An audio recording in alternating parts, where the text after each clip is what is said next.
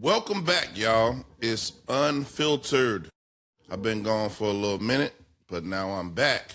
I had an amazing experience this weekend, and I just had to jump on the pod and share it with you guys, man. So I'm super excited to be back. Hopefully I'll be podcasting every week, but life be lifing, you know what I'm saying? So my plan is to be here every week with a pod for y'all. If not, I do apologize. But I am getting back in this podcast space, and I'm going to be trying to pod as much as possible. So this is Unfiltered, you know what I'm saying? They're going to give it to you raw and uncut. Today's episode is super important because we're talking about something that a lot of people are feeling but not really saying out loud, and that's youth sports. Youth sports, and especially basketball. They're getting too expensive. I'm not talking a little expensive. I'm talking about thousands of dollars just for a kid to play. And this is the part that really changes the conversation, because while some kids are paying to play, some kids are playing for free, 100% free, because of what one NBA player decided to do and what that means to the future of the game. It might be bigger than people realize. So we're going to get into all of that today on Unfiltered. Let's start here, because before we talk about the event that I attended this weekend in Gary, before we talk about my man Darius Garland, who's doing some amazing things here for the kids in Gary, before we talk about what a fully funded AAU teams mean, we have to be honest about the reality that makes all of this matter in the first place. Youth sports have gotten out of control. Parents are spending thousands of dollars. I'm talking about life-changing, budget-breaking, stress-inducing expense. And for a lot of families, the price tag starts way earlier than people think. Because when people hear youth basketball, they picture something simple. They picture a kid with a ball at a local gym, a rec league, a community center, something like that, some parents in the stands, and that's it. That's the image. That's the story we tell ourselves. But that's not the reality anymore. Now, youth sports, especially basketball, can feel like an industry.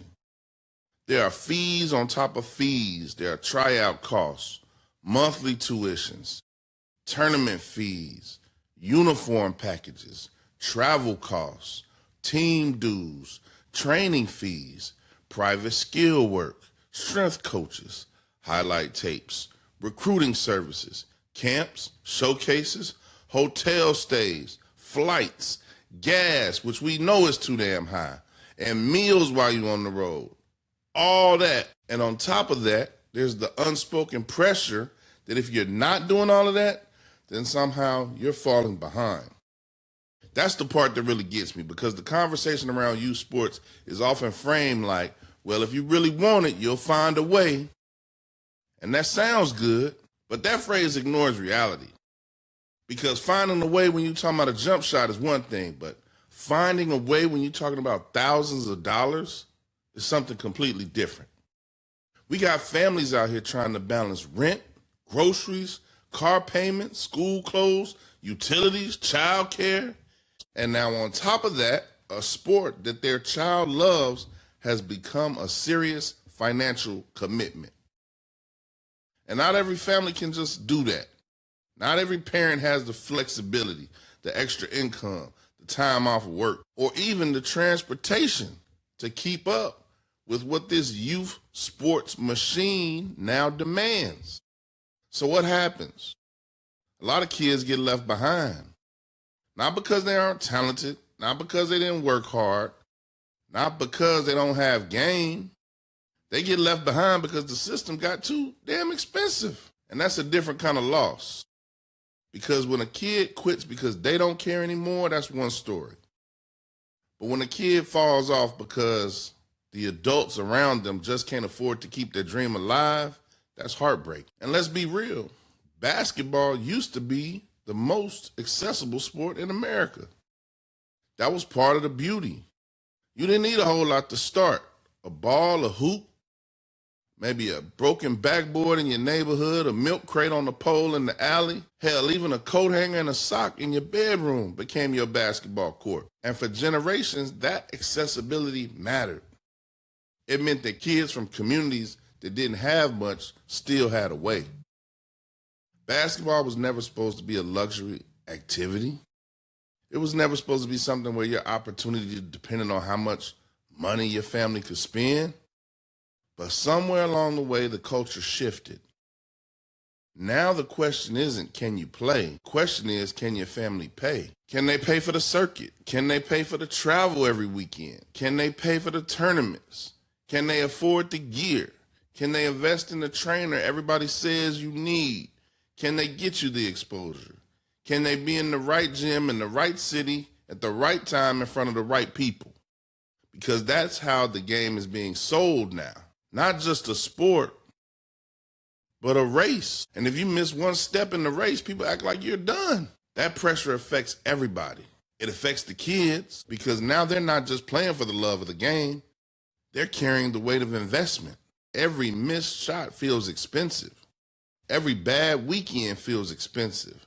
Every tournament feels like some huge evaluation moment. It affects the parents because they're constantly wondering, am I doing enough? Am I putting my child in the right position? Should I be spending more? Should I switch teams? Should I pay for more training? Are we getting behind? And it affects communities too. Because the more sports become privatized, commercialized, and pay-driven, the more local access shrinks. The old school neighborhood model gets pushed aside. The rec league, the local gym, it just doesn't carry the same weight.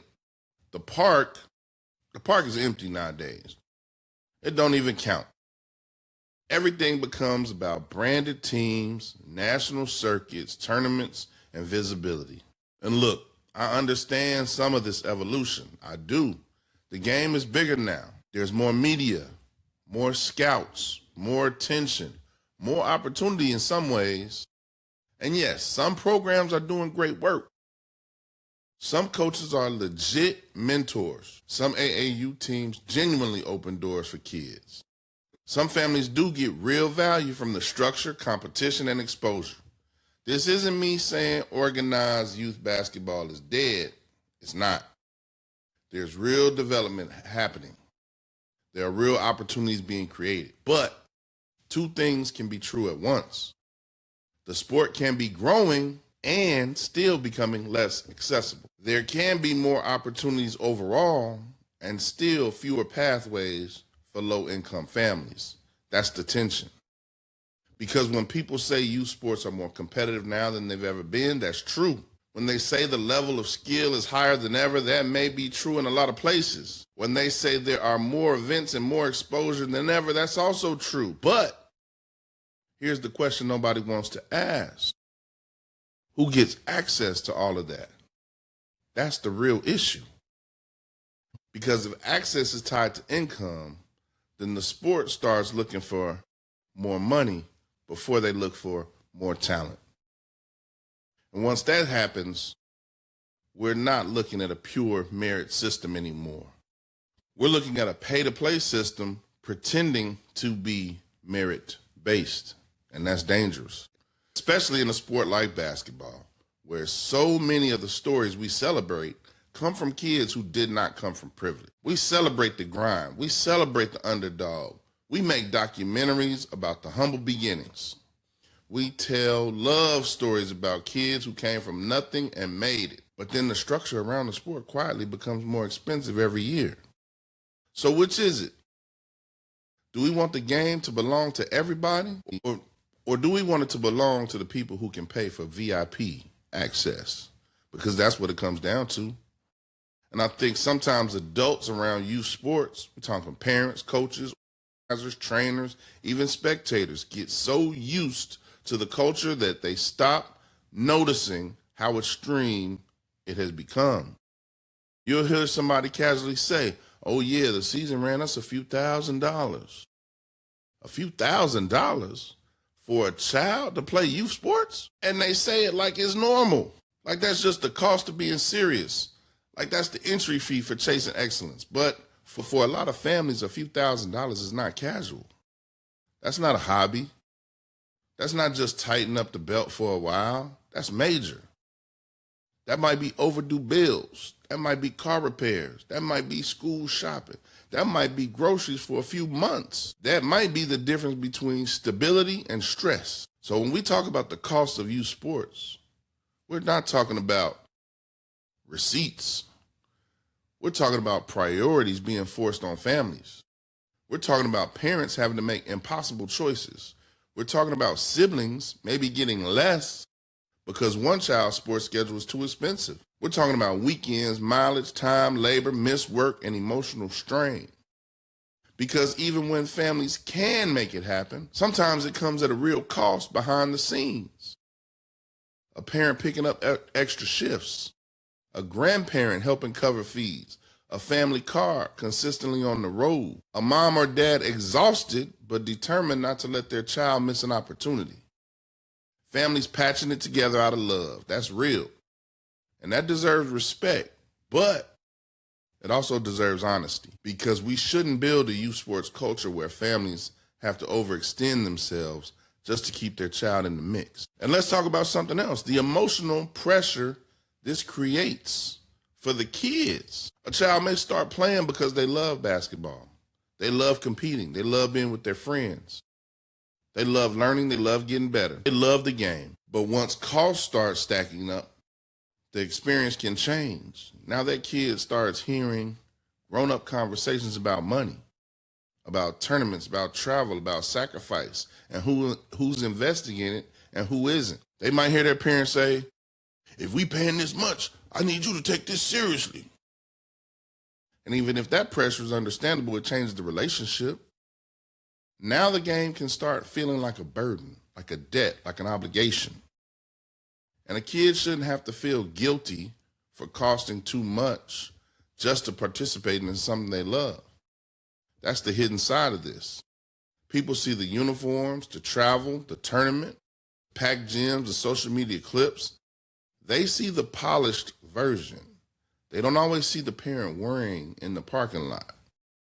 They don't see the money conversations at home. They don't see the quiet disappointment when a kid can't join a team. They don't see a talented player who disappeared from the scene because the cost became too heavy. Those stories matter too. And honestly, some of the best players never get the same visibility. Not because they aren't good, but because they couldn't stay inside the expensive pipeline long enough to be fully seen. That should bother you. Because if we're serious about talent, then we should be serious about removing barriers to talent. If we're serious about development, then we should be serious about access to development.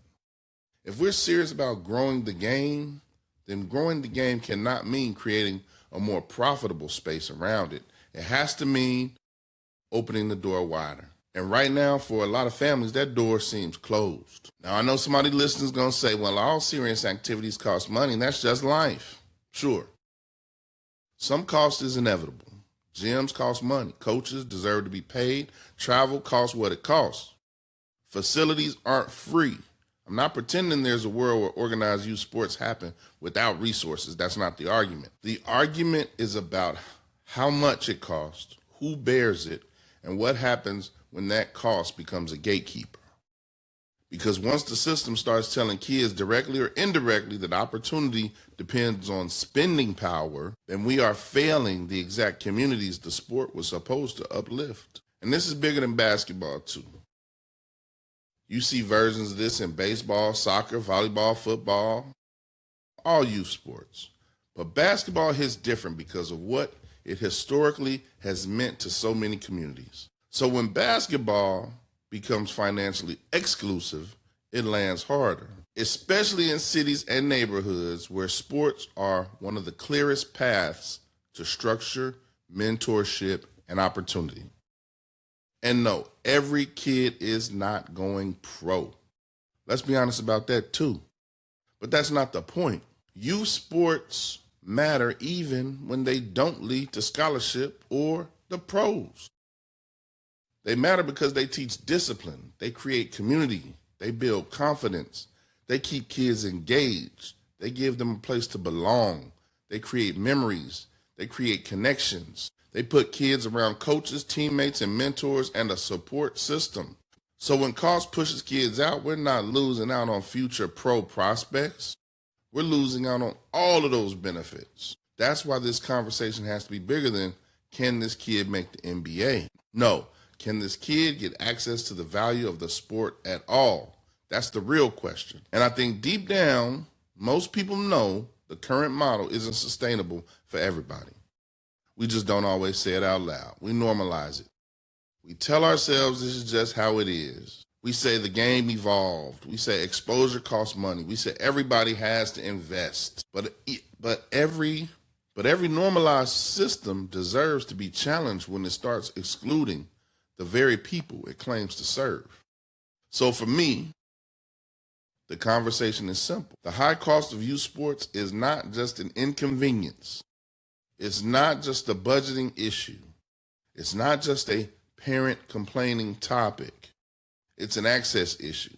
It's an equity issue. It's a community issue. And in a sport like basketball, it's absolutely a cultural issue. Because when the price of participation rises too high, the game changes. The player pool changes. The families involved change. The communities represented changes. And eventually, the spirit of the game changes too. That's why what Darius Garland is doing matters, because it pushes back on the trend.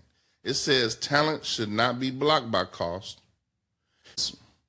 It says there should still be room in the game for kids whose families cannot finance every opportunity. And before we even get to that part, I need people to really sit with the problem first. Because if we don't understand how heavy the burden has become, then we won't fully understand why real intervention matters. So now, let's talk about Gary. Let's talk about what the All-Star event represented. And let's talk about why showing up in a city like Gary and investing in kids from this community is bigger than basketball. This weekend, I was blessed to attend and actually broadcast my first time on air as a color commentator for a basketball game with Region Sports Network. I was color commentary for the Darius Garland DG Elite All-Star game. This brother laid it out, man. I'm going to be honest with you, man. He put on a great event, and although Darius was not there, his father and mother, his father, Winston Garland, who was an NBA player himself, man, put on a great show. So there were 5 games in total. Had a futures game with the top 8th grade boys and girls from all over the region. Then the Rising Stars, which had high school underclassmen, both the boys and the girls game, with some incredible talent out there on both sides, the boys and the girls side. And then there was the Senior All-Star game, which had the top players that we've been watching here in the region for 4 years or more do their thing. And this event happened right here in Gary at IU Northwest, who IU Northwest has a beautiful gym. I mean, I hadn't been in there in some years, and they've been winning some championships. I saw a lot of banners up for both their men's and women's team going to the NAIA tournament. I think there was a Sweet 16 run in there. So they have a lot of banners up, and it's a beautiful facility that the kids got to hoop in. And this was Gary, man. This is not a big market. This isn't Indianapolis. This isn't a flashy city, where all the high-profile events usually take place. But there was immense talent out on the court. And, I mean, we got some hoopers, a couple kids that are going D1, and excited to see them play at the next level. But in addition to the D1 kids, there are a lot of kids that are moving on and going to play college ball, whether it's at a lower division or NAIA. There are a lot of hoopers that are getting the opportunity to continue to play basketball. And we got to see them showcased on Sunday. I'm going to link the YouTube down below in the description so you can actually watch the game But yeah, the kids did their thing. And when you bring something like that to Gary, you know, you're hosting an event like that. It was laid out. The kids got New Balance shoes. They got the new Darius Garland shoes. They got jerseys with their names on the back with Darius Garland All-Stars on it. I saw his dad handing out some gift bags on the way out. So I'm sure the kids got laced with a lot of Darius Garland and New Balance gear. Darius is one of the faces of New Balance basketball now. The energy was real. The talent was real. But the biggest thing is the kids felt seen, man. It was a packed gym. A lot of high-flying dunks and alley-oops. The crowd was incredible, and I'm sure the kids are going to remember that, as they move on. Like I said, I was broadcasting the game for Region Sports Network and had an opportunity to interview Antoine Brown, who's the director of Darius Garland, or DG Elite AAU team. And we got into the fact that the DG Elite team is fully funded. Fully funded. So travel costs, training, uniforms, all of that stuff is taken care of by Darius Garland and DG Elite. So that's huge. That's huge for these kids that have an opportunity to play on the AAU team. No team fees means no pay to play barrier. No kids get left out because they can't afford it.